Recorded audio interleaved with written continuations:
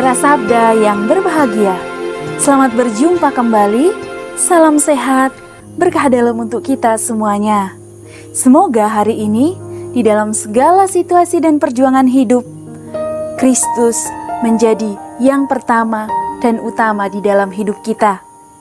Hari ini Jumat 10 Desember 2021, Advent Pekan yang kedua, kita akan bersama-sama merenungkan dari Injil Matius. Pada hari ini kita disadarkan, ketika kita tidak menyukai seseorang, berjumpa dengan seseorang yang membuat kita tidak nyaman, kadangkala pandangan dan penilaian kita terhadap orang itu selalu saja yang negatif, yang buruk, dan semua hal yang dia kerjakan atau lakukan tidak menyenangkan bagi kita. Dalam bacaan Injil hari ini, Yesus pun mengalami hal yang demikian.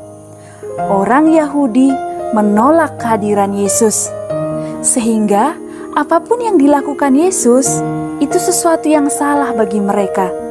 Seperti yang kita bisa lihat bahwa mereka selalu memberikan penilaian-penilaian dan mencari celah untuk menjatuhkan Yesus.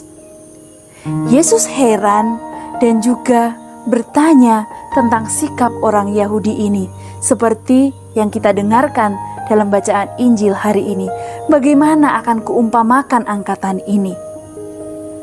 Semoga pada hari ini kita pun menjadi pribadi yang tidak hanya menilai dari suka atau tidak suka, senang atau tidak senang, ataukah karena sesuai dengan keinginanku atau tidak, tetapi terlebih apakah segala sesuatu yang kita lihat, yang kita temukan dalam kebersamaan itu sesuai dengan kehendak Tuhan atau tidak.